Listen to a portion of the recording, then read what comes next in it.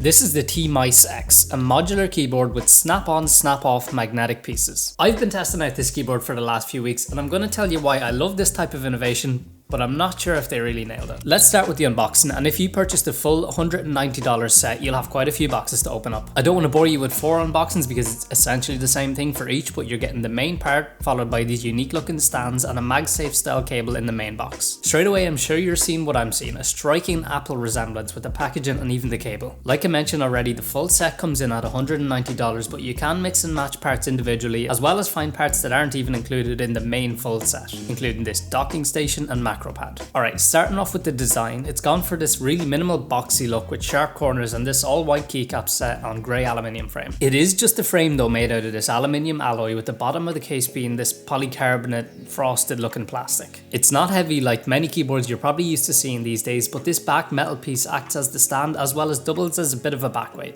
In terms of comfort, I found the front height a bit taller than I usually prefer, and it's a pretty flat 5-degree type and angle, so this is going to be one you might want to wrist rest for. Okay, so the baseboard is a 65% non-exploded layout with 68 keys. The first add-on, although I think you actually have to buy this part regardless, is a full F1 through 16 function row, so tons of choice for customization. And at this point I encountered my first gripe with this kind of modular keyboard design.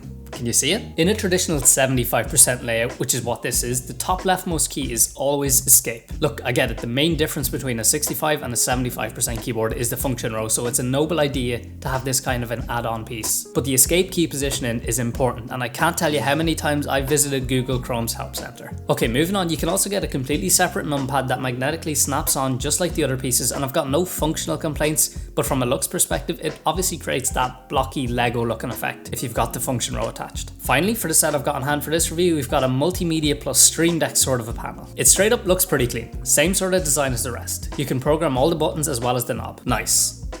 But not nice. So TMICE went for the whole modular marketing approach for this keyboard, and well, it's not really that modular. Each piece has a very specific place it attaches, so you can't, for example, put the numpad over on the left and the macro pad on the right. They wouldn't attach. I quite like the idea of being able to use the macro pad in another setup. Like, it's a cool piece of tech that you would work into plenty of other workflows, but no, it's always going to need to be attached to this keyboard for it to work. So yeah, overall the marketing angle just isn't really authentic. There isn't unlimited possibility. It's very much limited to the only way TMICE built it to be used. Okay, moving on to connectivity, and I guess I've already alluded to this, but it's one cable that powers everything. And at some of these price points, I would have really liked to have seen Bluetooth connectivity, or at least the ability to be able to plug them in individually. On a lighter note, no pun intended, the board has pretty nice and vibrant full per key RGB backlighting, though this is a north-facing LED implementation. So we're getting this set of black on white keycaps, and they're really thick with crisp, shiny, what looks like double shot legends. We're also getting these glitter switches, and to be honest, I don't know if they're proprietary or not because the website really doesn't give us any information, but they're a pretty medium force linear that honestly don't feel too bad to type on. The overall sound of the board is definitely on the loud side with a bright poppy sound profile that was okay. The stiffness of the board wasn't the most engaging to type on, and I felt like the typing experience felt a little thin, kind of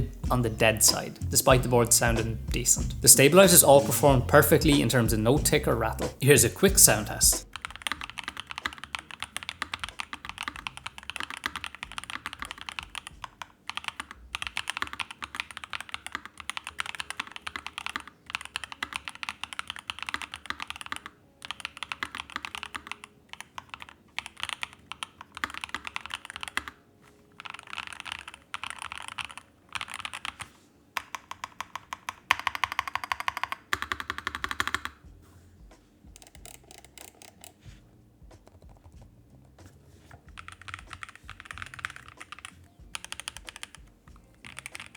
Okay, moving on to software support, and you're getting the TMICE Deck software, which unfortunately you will need to download onto your computer, and it's your typical clunky keyboard, not very nice to use software. You can play around with everything in here from the keyboard itself to the numpad and the macro pad, but I didn't see a way to remap the function row. There's not really much more to say. It does the basics. Okay, so here's the thing. I love what TMICE tried to do here. The idea of a modular keyboard that lets you build your perfect layout, that's exciting, and it's the kind of innovation I want to see more of in this space. But the execution just wasn't there with this one. The board looks pretty premium, but it doesn't really feel premium, and the modular design is more restrictive than flexible. If If every piece could connect however you wanted, left, right, standalone, I think this would have been a game changer. That said, I still think it's a step in the right direction. I don't want to knock TMICE's brand down too much because this is the sort of innovation we need these companies doing. It's the way we get better ideas down the line. So for $190, it's not the best typing experience or the most versatile layout, but it's one of the most interesting concepts I've seen in a while. If TMICE can refine the modular system and improve the feel, the next version could be something pretty special. And that's going to do it for my review of the TMICE X. If you enjoyed the video or found it useful, consider dropping a like, and if you want to see more content like this, hit subscribe. If you've got any thoughts on the board, drop them in the comments, and as always, a huge thanks to TMICE for making this video possible.